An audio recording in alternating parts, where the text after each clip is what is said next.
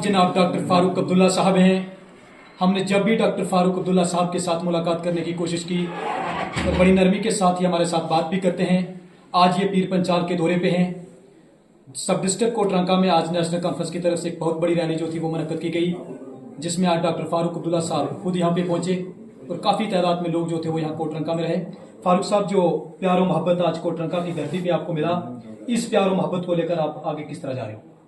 मैं तो समझता हूँ मैंने अपनी ज़िंदगी में जब से मैं यहाँ आता था, वो मुख्यमंत्री हूँ या वैसे, मैंने आज तक इतनी भारी बहुमत नहीं देखा लोगों को, और उस प्यार को नहीं देखा जो आज मैंने देखा।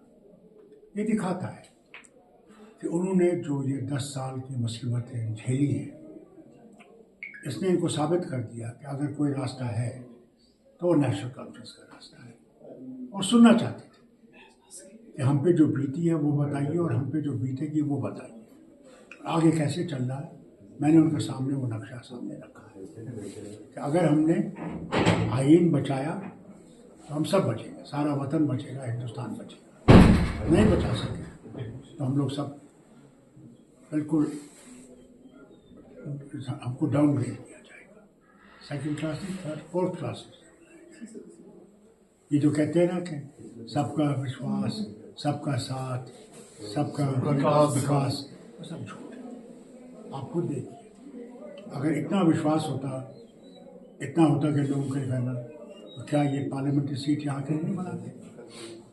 क्यों ये पार्लियामेंट्री सीट इन्होंने कश्मीर से आधा, यहाँ से आधा? ये एमपी मुझे बताइए कैसे आसमान से ये खिदमत करेगा? 6 महीने तो पहले रास्ता बंद रहता है। कई बड़ी पार्टी अगर ये दिल जीतते तो ये इनको अपनी कॉन्स्टिट्यूंसी देते, एक पार्लियामेंट सीट यहाँ बढ़ाते, एक पार्लियामेंट्री सीट जो है चिनाब वैली में बढ़ाते। क्या होता? ये भी आबाद होते, ये भी खुश होते कि साहब हमारे लिए कुछ हुआ है, ये आदमी हमारे लिए भाग सकता है, और उससे लोगों को फायदा होता। इस पहले भी ये जो सीट जम्मू के साथ मिली थी, आप पूछिए लोगों से कितना फायदा उस एमपी ने इनको दिया। कभी पहुंचा यहाँ? कभी देखा? सवाल ही नहीं। ये तो गिनती में नहीं थी।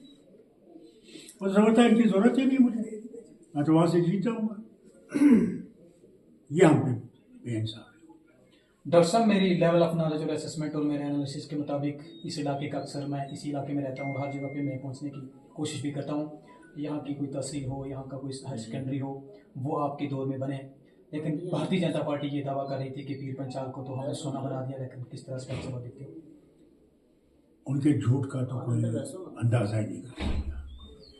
यहाँ तक वो कहते हैं हमने पंचायती राज लाया, फारूक अब्दुल्ला था जिसने पंचायती राज लाया। मैं खुद, मेरे मिनिस्टर कर्नाटका और दूसरी रियासतों में गए और वहाँ का मसवदा देखा पंचायती राज का, उससे फिर हमने पंचायती राज बनाया, और सबसे सारे हिंदुस्तान में हमारे पंचायती राज की तारीफें हुई।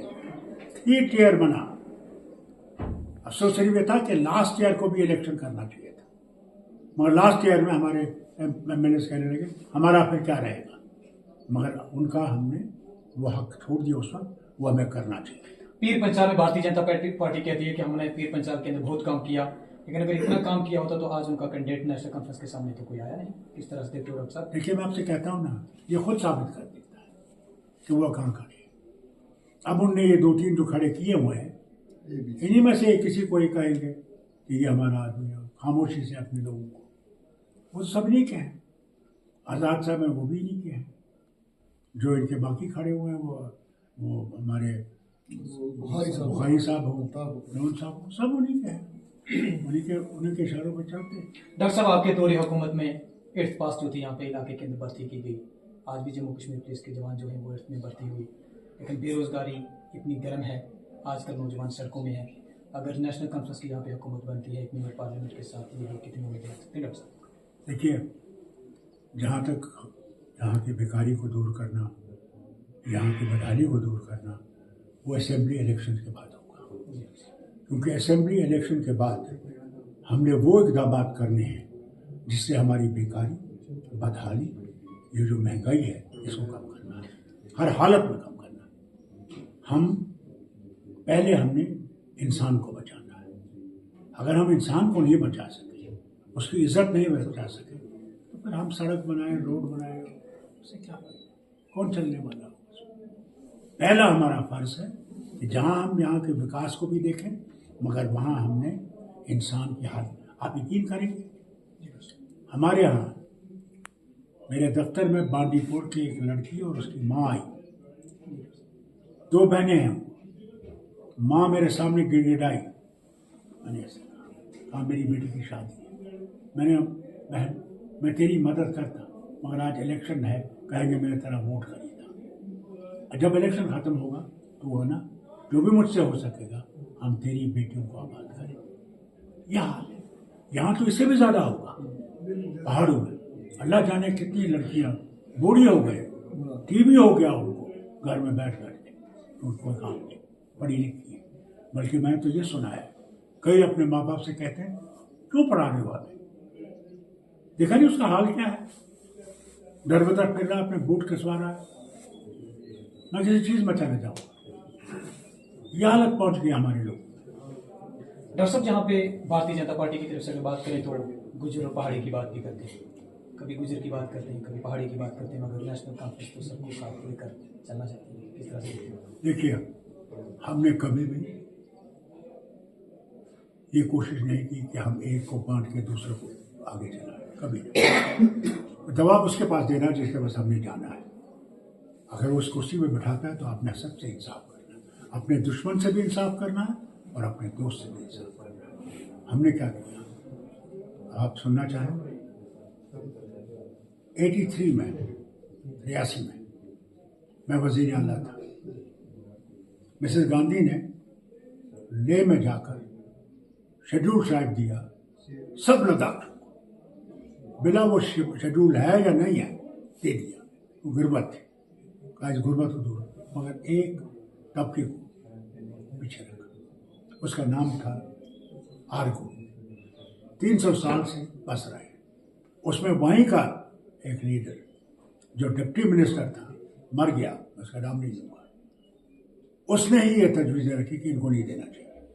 फिर वो यहाँ तशरीफ लाई, राजौरी में उन्होंने जलसे में कहा, 83 के जलसे में, मार्च इलेक्शन आने वाले थे, कि अगर फारूक अब्दुल्ला की हुकूमत मुझे लिखेगी, जिस तरह मैंने गुजर और बकरवालों को शेड्यूल ट्राइब दिया, क्या अनाउंस किया, मैं पहाड़ियों को और जितने भी आने वाले हैं उनको इसी तरह जिस तरह लद्दाख में शेड्यूल ट्राइब दिया गया है, मैं इनको भी दूंगी।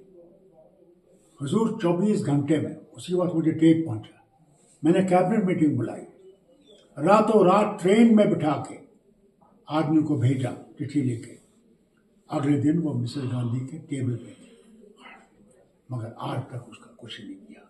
आपको याद होगा, इनको भी कुछ को याद होगा, देवेगौड़ा जी आए, याद है, यहाँ तशरीफ लाए, मूवी से हम यहाँ आए, देवेगौड़ा जी आए, वज़ीर आज़म थे, खुद मैंने गाड़ी चलाई, एसपीजी वगैरह बड़े हैरान हो गए, स्टेज पर लाया, जमे गफीर था।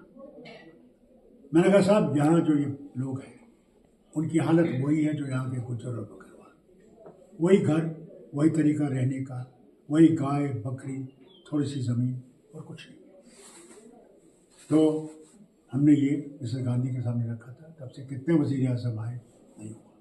उनने वादा किया, यहाँ पे उड़ी में वादा किया कि मैं इसको बहाल कराऊंगा कि यहाँ सबको मिले, नहीं, आज इन्हें दे दिया, मगर हमने इससे पहले इनको दे दिया।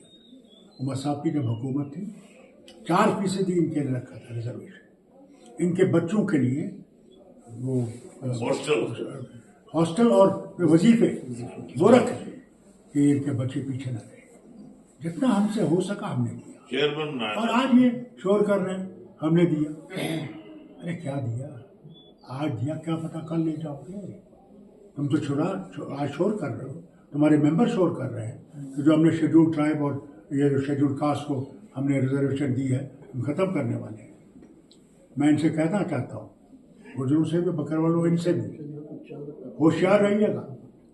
ये मत ये इन 2-3 साल अगर ये वापस आ गए सब ले जाए, कुछ ही रहेगा, उससे खबरदार रहिएगा। आज इनके पास इम्तिहान है, आज उनको सोच के देना है वोट, अपनी सारी गलतियों को माफ़ करना है एक दूसरे मोहब्बत से, और इस हल को कामयाब करना है कि हम इनको उस गद्दी से उतारें जो देंगे।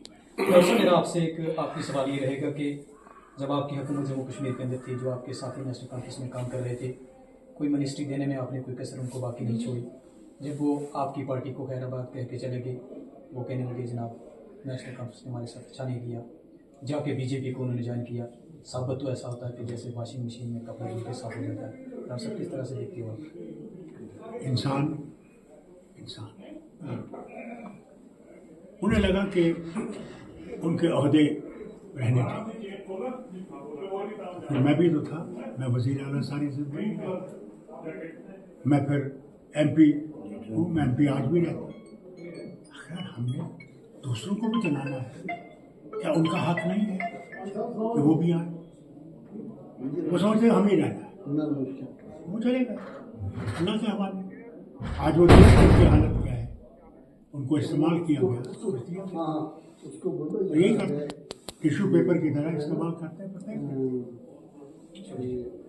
ये थे मेरे साथ जनाब डॉक्टर फारूक अब्दुल्ला साहब, और पीर पंचाल का इनका जो है वो दौरा इन दिनों के अंदर चल रहा है, और काफ़ी प्यार और मोहब्बत जो है वो लोगों की तरफ से जनाब डॉक्टर फारूक अब्दुल्ला साहब को मिला। और आज डॉक्टर साहब को आप देख सकते हो कि काफ़ी खुश भी आपको नजर आएंगे। ये तो जाहिर सी बात है कि यहाँ से जिन कैंडिडेट को इन्होंने पार्टी की तरफ से जो नॉमिनेट किया है, तो बड़ी जीत के साथ जो है वो यहाँ से अपनी जीत जो है वो हासिल करेंगे। फिलहाल दोस्तों दीजिए अपने मेजबान शौकत चौधरी को इजाजत। मिलेंगे अगली पेशकश में बड़े प्यार के साथ दोस्तों। खुदा हाफिज।